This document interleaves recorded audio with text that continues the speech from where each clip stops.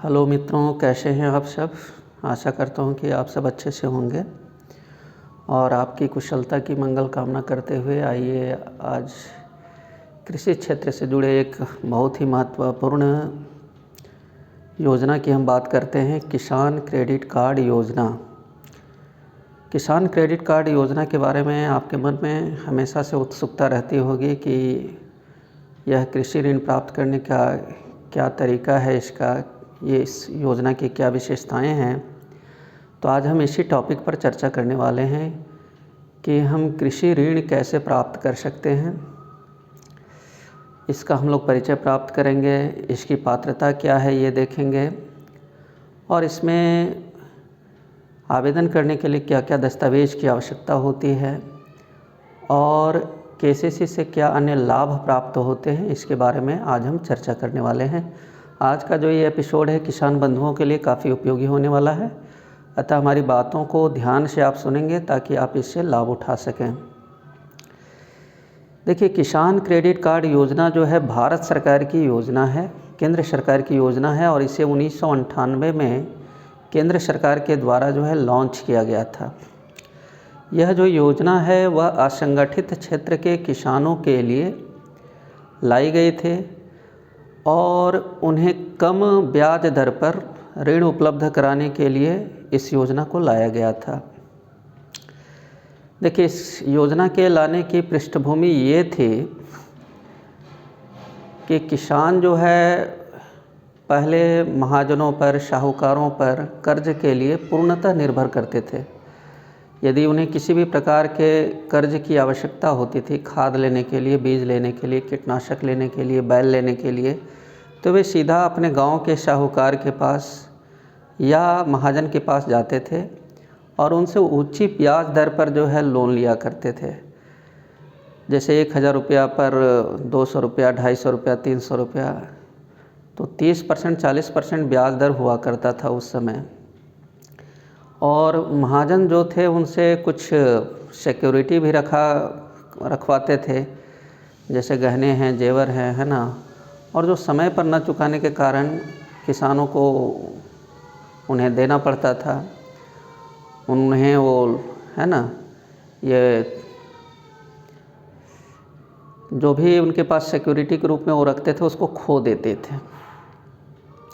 तो बहुत ही ये गंभीर समस्या थी और भारत सरकार के संज्ञान में जब ये बात आई तो 1998 में वैसे किसानों के लिए ऋण की सुविधा उपलब्ध कराने के लिए इस योजना को लाया गया।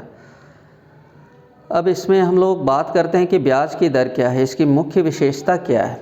देखिए, इसमें ब्याज की दर जो है, यदि आप 6 महीने में चुका देते हैं तो मात्र 4% ब्याज की दर लगती है और यदि आप 1 साल में चुकाते हैं तो ये 7% ब्याज की दर लगती है। और ये ब्याज की दर जो है वो साधारण ब्याज होती है, सिंपल इंटरेस्ट होती है। लेकिन आप 1 साल चुकाने में विफल रहते हैं तो फिर जो है ये आपको कंपाउंड इंटरेस्ट जो है लेना बैंक शुरू करती है। बैंक का जो व्यावसायिक ब्याज दर होता है 12% के करीब, तो वो लेना शुरू कर देगा और आपको कंपाउंड इंटरेस्ट देना पड़ेगा। मतलब कि मिश्रित ब्याज दर जो है वो देना पड़ेगा, जो कि काफ़ी ऊंची ब्याज दर हो जाएगी। इसलिए यदि आप ये ऋण लेने के इच्छुक हैं तो आपको फसल कटने के तुरंत बाद इसे बैंक में चुकता कर देना चाहिए ताकि आप कम ब्याज दर का लाभ उठा सकें। जितने भी व्यावसायिक बैंक हैं सरकार के अधिसूचित, तो सभी बैंक जो है केसीसी ऋण की सुविधा प्रदान करते हैं। आप किसी भी सरकारी बैंक, अधिसूचित बैंक के पास जा कर के और ये केसीसी का लाभ ले सकते हैं। देखिए, केसीसी का जो विशेषता है कि इसमें 1 एकड़ पर 30,000 रुपये तक का ऋण जो है दिया जाता है और अधिकतम जो है आपको ज़मीन के आधार पर, आपके पास कितनी एकड़ ज़मीन है उसके आधार पर 3 लाख रुपये तक जो है ब्याज, कम ब्याज दर पर ये केसीसी ऋण जो है बैंक उपलब्ध कराते हैं। अब देखिए, इसमें हम बात करेंगे कि इसके लिए आवश्यक दस्तावेज़ क्या है और इसका आवेदन हम कैसे कर सकते हैं। तो देखिए, केसीसी के लिए आवेदन करने के लिए आपको ब्लॉक जाना पड़ेगा। आप आपको अपने निकटतम जो है प्रखंड कार्यालय में जाना पड़ेगा और प्रखंड कार्यालय में जाकर के आप आवेदन का प्रपत्र यानी फॉर्म प्राप्त करेंगे। फॉर्म जो है केवल 1 पेज का होता है और उस पेज में सारी सूचनाएं आप अंकित करेंगे, अपना हस्ताक्षर करेंगे। आवेदक का हस्ताक्षर जहां लिखा हुआ वहां पर अपना हस्ताक्षर करेंगे। आवेदक का नाम, बैंक का अकाउंट नंबर, आप जो है कितनी सिंचित भूमि है, असिंचित भूमि है, कौन सी फसल लगाते हैं, ये सारा ब्यौरा जो है उसमें होता है। और एक होता है उसमें आपको स्वघोषणा पत्र, सेल्फ डिक्लेरेशन। तो स्वघोषणा पत्र में एक पासपोर्ट साइज़ का फ़ोटो लगता है और उसमें आपको अपनी सारी सूचनाएं देनी हैं, है ना। आपका नाम, पिता का नाम, है ना, ग्राम पंचायत, है ना, आपका भूमि संबंधी जो भी विवरण है, खाता, प्लॉट, रकबा, ये सारे चीज़ उसमें अंकित करने होंगे। और उसमें जांचकर्ता का हस्ताक्षर कराना होता है। जांचकर्ता में आप अपने पंचायत प्रतिनिधि, संबंधित क्षेत्र के जो हैं गांव के मुखिया, पंचायत समिति सदस्य या जो भी पंचायत प्रतिनिधि हैं उनसे साइन करा सकते हैं। और यदि आपको पंचायत प्रतिनिधि उपलब्ध नहीं हैं तो ग्राम स्तर पर जो जनसेवक हैं, राजस्व कर्मचारी हैं, तो इनसे भी आप उस पर हस्ताक्षर जांचकर्ता पर करवा सकते हैं। और ये 2 पेज का फॉर्म है ना, 1 पेज का ही फॉर्म है आवेदन फॉर्म, 1 पेज जो है स्वघोषणा पत्र है। इसके साथ आपको उसमें क्या क्या अटैच करना है। अटैच करने के लिए देखिए, आपको सबसे पहले भारत सरकार की गाइडलाइन के अनुसार तो 3 ही चीज़ अटैच करना है। एक है आपका परिचय पत्र, दूसरा है पता का प्रमाण पत्र और तीसरा है भूमि संबंधी जो है दस्तावेज। लेकिन व्यवहार में देखिए आपको क्या क्या जमा करना होता है। सबसे पहले आप आधार की छाया प्रति लगाएंगे और जो भी छाया प्रति लगाएंगे वो सभी जो है स्व अभिप्रमाणित होना चाहिए। मतलब किसान का हस्ताक्षर या अंगूठे का निशान जो है सो उस छाया प्रति पर होना चाहिए, फ़ोटोकॉपी पर होनी चाहिए। देखिए, इसके लिए सबसे पहले आप आधार की छाया प्रति लगाएं, इसके बाद मतदाता पहचान पत्र यानी वोटर कार्ड का छाया प्रति लगाएं, इसके बाद बैंक पासबुक का छाया प्रति लगाएं, इसके बाद जो आपकी राजस्व रसीद है, लगान रसीद है, तो लगान रसीद की फ़ोटोकॉपी लगाएं। यथासंभव ये करेंट लगाएं, क्योंकि सभी बैंक जो है वो करेंट रसीद की मांग किया करते हैं। वंशावली, इसके बाद जो है आपको फैमिली ट्री जो है उसमें लगाना है।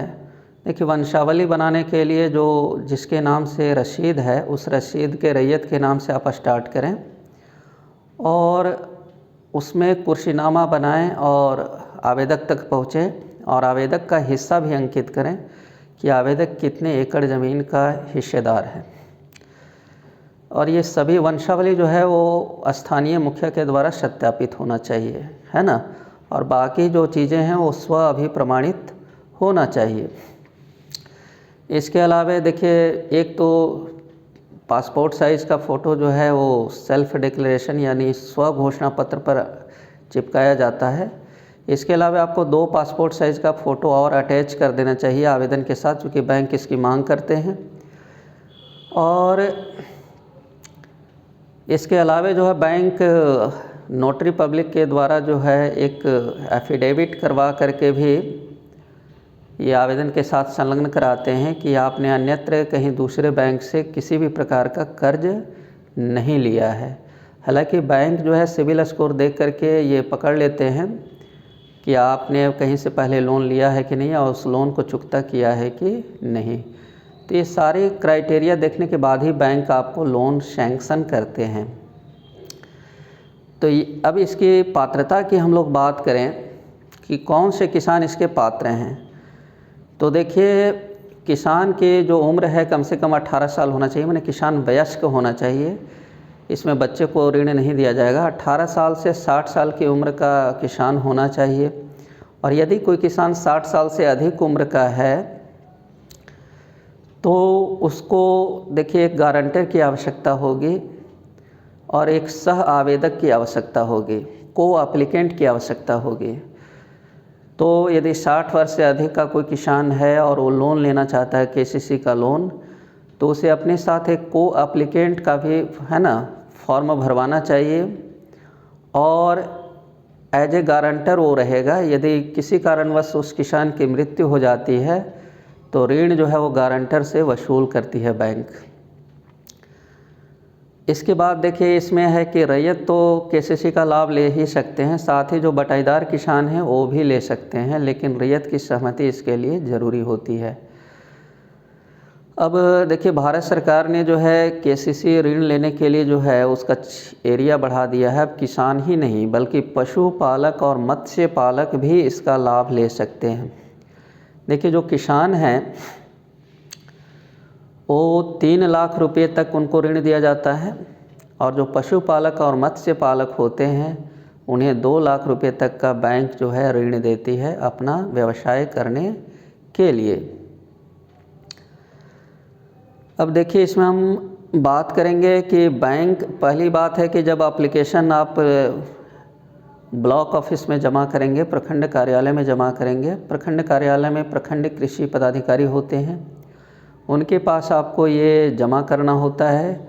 इसके बाद प्रखंड कृषि पदाधिकारी और प्रखंड विकास पदाधिकारी दोनों के संयुक्त हस्ताक्षर से आपका जो आवेदन पत्र है, केसीसी का आवेदन पत्र, वो संबंधित बैंकों को, बैंक की शाखाओं को अग्रसारित किया जाता है।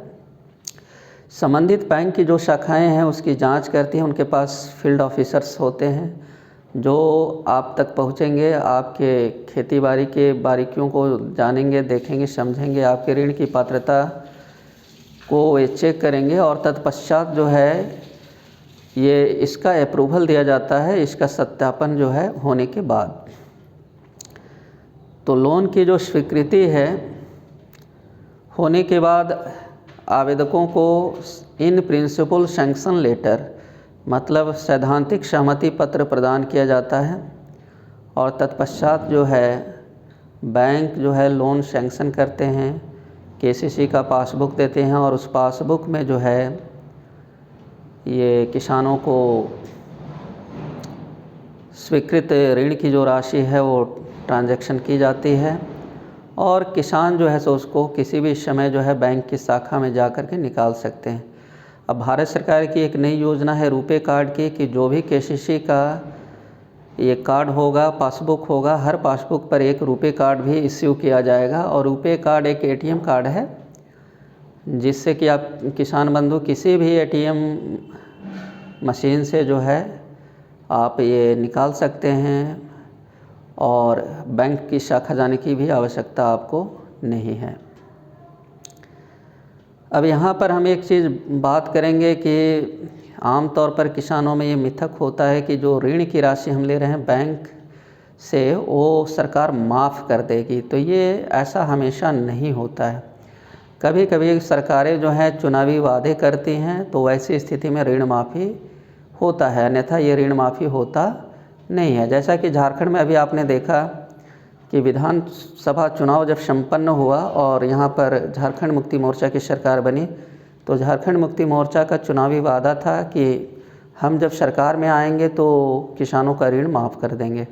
इसलिए उसने एक योजना लाई, झारखंड कृषि ऋण माफ़ी योजना, और उसके तहत हर किसान को जिसने केसीसी लिया हुआ था उसको 50,000 रुपये तक का ऋण माफ़ी किया गया। परिवार के किसी एक सदस्य को, राशन कार्ड में जो पारिवारिक सूची होती है उसमें से एक सदस्य जिसने केसीसी लोन लिया था उसका ऋण माफ़ किया गया। तो ये किसान इस तरह के किसी भी बहकावे में न रहें, अफवाह में न रहें कि उनका ऋण माफ़ हो जाएगा। विशुद्ध रूप से ये ऋण है जिसे आप इस समय पर चुकाना है, और यदि आपने समय पर चुका दिया तो आपको इसमें फ़ायदा ही फ़ायदा है, कम ब्याज लगेगा, साधारण ब्याज लगेगा। हाँ, मैं यहाँ जिक्र करना चाहूँगा कि जो किसान जो है ऋण, केसीसी ऋण को जमा करने में विफल रहते हैं, तो बैंक, संबंधित बैंक जो हैं उस पर सर्टिफिकेट केस कर सकते हैं, मनी सूट ला सकते हैं, उन्हें कोर्ट कचहरी का चक्कर लगवा सकते हैं, और यदि बैंकों के फेवर में जजमेंट आता है तो उनकी कुर्की जब्ती भी हो सकती है। जितना ऋण दिया है उतनी ऋण राशि की वसूली जो है आपके घर की कुर्की जब्ती से बैंक कर सकती है। इसीलिए इसको हल्के में न लें, ये विशुद्ध रूप से एक ऋण है और किसी भी बहकावे में ना आएं। देखिए सरकार, केंद्र सरकार की जो योजना है कि पीएम किसान के जितने भी लाभुक किसान हैं उनको केसीसी से आच्छादित किया जाए। इसलिए समय समय पर संबंधित जो प्रखंड कार्यालय हैं उनमें केसीसी लोन शिविर लगता है। आप इन लोन शिविरों में भी जा कर के इसका लाभ उठा सकते हैं। देखिए इसमें 1 लाख रुपए तक की राशि के लिए यदि आप आवेदन कर रहे हैं ऋण राशि के लिए, तो 1 लाख रुपए की ऋण राशि तक के लिए लैंड पोजेशन सर्टिफिकेट की आवश्यकता नहीं होती है। लेकिन यदि आप 1 लाख या 1 लाख से अधिक राशि के लिए अप्लाई किए हुए हैं तो आपको LPC लैंड पोजेशन सर्टिफिकेट जो है अंचल कार्यालय से बना करके देना होगा बैंकों को। और इसमें देखिए 1,60,000 तक का यदि आप ऋण ले रहे हैं तो किसी भी प्रकार के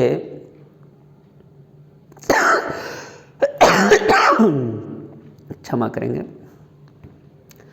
यदि 1,60,000 रुपये तक की ऋण राशि के लिए आप आवेदन करते हैं तो किसी भी प्रकार के गारंटर की आवश्यकता भी नहीं होती है ना, किसी भी प्रकार की सिक्योरिटी की आवश्यकता नहीं होती है। लेकिन आप यदि इस राशि से 1,60,000 से ज़्यादा राशि के लिए आवेदन कर रहे हैं तो बैंक जो है सिक्योरिटी की मांग कर सकते हैं, आपके भूमि दस्तावेज़ों को, केवालों को अपने पास सुरक्षित रख सकते हैं। इसके बाद देखिए हम केसीसी के अन्य लाभों की चर्चा करें तो इसमें फसल बीमा का भी कवरेज प्रदान किया जाता है। यदि प्राकृतिक आपदाओं के कारण आपकी फसल नष्ट हो जाती है तो ये केसीसी जो कार्ड होल्डर होते हैं उनका फसल बीमा बैंक जो है स्वतः करती है और उन्हें फसल बीमा का लाभ भी जो है मुहैया कराती है। यदि सूखा पड़ गया, बाढ़ आ गया, आपकी फसल नष्ट हो गई, ओलावृष्टि हो गई, है ना, फसल नष्ट होने पर जो है आप दावा कर सकते हैं फसल बीमा का और संबंधित बीमा कंपनियां आपके खेतों पर जाकर जांच करेंगे और आपके दावों का भुगतान करेंगे। देखिए इसमें एक और लाभ है कि यदि आप केसीसी कार्ड होल्डर हैं तो मृत्यु पर 50,000 रुपये का जो है लाभ मिलता है और यदि किसी दुर्घटना के आप शिकार होते हैं, दिव्यांगता के शिकार होते हैं तो दिव्यांगता की स्थिति में 25,000 रुपये की राशि को आप बैंकों में क्लेम कर सकते हैं और बैंक उसको आपको अदा करेंगे। ये केसीसी कार्ड होल्डर के लिए ही ये विशेष रूप से ये लाभ बैंक देते हैं। मृत्यु पर 50,000, विकलांगता पर, क्षमा करेंगे, जिसे अब दिव्यांगता कहा जाता है, उस पर 25,000 रुपया। देखिए यदि आप चाहते हैं कि केसीसी पासबुक में आप पैसा जमा करें तो पैसा यदि आप जमा करते हैं तो उच्च ब्याज दर जो 12% होता है ना, उस पर बैंक जो है आपको ये जमा राशि पर जो है ब्याज प्रदान करते हैं। और मैंने जैसा कि पहले ही कहा कि यदि आपने जो कर्ज लिया है, ऋण लिया है, उसे चुकाने में विफल रहते हैं तो बैंक जो है आपसे कंपाउंड इंटरेस्ट लेते हैं और उच्च ब्याज दर वसूलने लगते हैं 1 साल के बाद 12% की दर से। तो ये केसीसी ऋण के संबंध में एक विस्तृत और सम्यक जानकारी थी जो किसानों को अच्छा लगा होगा, ऐसा मैं आशा करता हूँ, क्योंकि सारी जानकारी मैंने एक ही जगह पर दी है। और देखिए आप केसीसी लोन लें और आपके पास जो भी कृषि क्षेत्र से संबंधित समस्या है, जैसे आपके पास खेती का मौसम जब शुरू होता है तो खाद लेने के लिए पैसे नहीं हैं, बीज लेने के लिए पैसे नहीं हैं, है ना, बैल लेने के लिए पैसे नहीं हैं, उपकरण लेने के लिए पैसे नहीं हैं, पंप लेने के लिए पैसे नहीं हैं, बोरिंग कराने के लिए पैसे नहीं हैं, तो इन तमाम चीज़ों के लिए आप ऋण ले सकते हैं और ऋण ले करके आप जो है खेती करें, खेती को विशुद्ध व्यवसाय की दृष्टि से करें, है ना, वैज्ञानिक दृष्टि से करें और जो भी आप ऋण लिए हैं उसको समय पर चुका दें। यदि आप 6 माह पर चुकाते हैं तो बैंक आपसे 4% ही ब्याज दर लेंगे और यदि 1 साल तक आप चुकाते हैं तो 7% की ब्याज दर लेंगे। तो ये ब्याज दर बहुत कम है और इसका लाभ जो है हर किसान को जो है उठाना चाहिए। आशा करता हूँ कि आज का ये एपिसोड सभी किसानों को अच्छा लगा होगा। यदि आपको अच्छा लगा हो तो आप कमेंट सेक्शन में जा कर के हमें ज़रूर बताएं ताकि इसी तरह के हमें एपिसोड बनाते रहें। चलिए मिलते हैं नेक्स्ट एपिसोड में, तब तक के लिए सभी से मैं विदा लेता हूँ। धन्यवाद।